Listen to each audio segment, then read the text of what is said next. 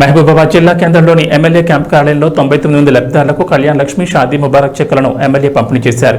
ఈ సందర్భంగా ఆయన మాట్లాడుతూ గత బీఆర్ఎస్ ప్రభుత్వంలో సేద్యం చేయని కొండలు, కుట్టలు, రియల్ ఎస్టేట్ బీడి భూములకు రైతు బంధు తీసుకున్నారని, కాంగ్రెస్ ప్రభుత్వంలో రైతు భరోసాపై ఉప ముఖ్యమంత్రి బట్టి విక్రమార్క అధ్యక్షతన కేబినెట్ సబ్ కమిటీ రైతుల నుంచి సలహాలు, సూచనలు తీసుకుని రైతులకు లబ్ధి చేకూరే విధంగా రైతు భరోసా, ఇన్పుట్ సబ్సిడీ, కౌలు రైతులకు రైతు బంధు తదితర విషయాలపై ఒక క్యాలెండర్ను ఏర్పాటు చేసి దాని ప్రకారం అందజేస్తామన్నారు.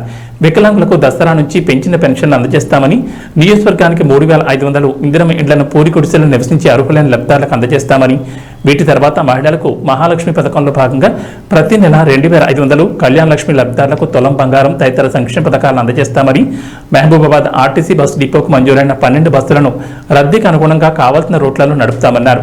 గృహజ్యోతి పథకంలో జీరో కరెంటు బిల్ రాని వారు మండల పరిషత్ కార్యాలయంలో మళ్లీ దరఖాస్తు చేసుకోవాలని, వారందరికీ జీరో బిల్ వస్తుందని తెలిపారు.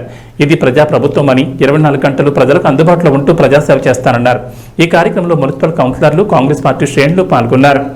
అదేవిధంగా ఈరోజు 99 లక్షల రూపాయలు ఇప్పుడు లబ్ధిదారులకు ఇవ్వబోతున్నాం. మన ప్రియతమ నాయకులు, గౌరవ ముఖ్యమంత్రి వర్యులు మనకు ఆగస్టు 15 లోపు రైతు రుణమాఫీ జరుగుతుందని చెప్పేసి మనకు చెప్పిండ్రు.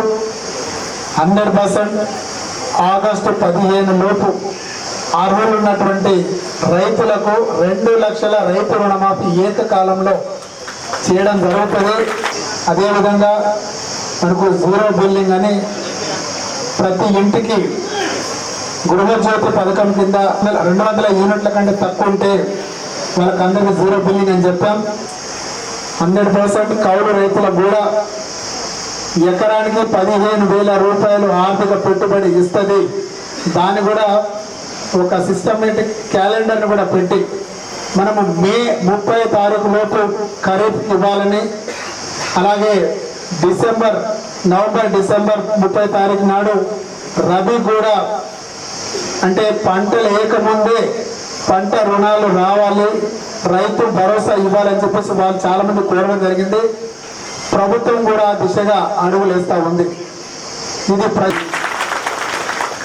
ముఖ్యంగా మహబూబాబాద్ నియోజకవర్గంలో తలమానికం అనేటువంటి మహబూబాబాద్ పట్టణం ఈ రోజు వరకు 80 కోట్ల రూపాయలతో నిధులు తీసుకురావడం జరిగింది.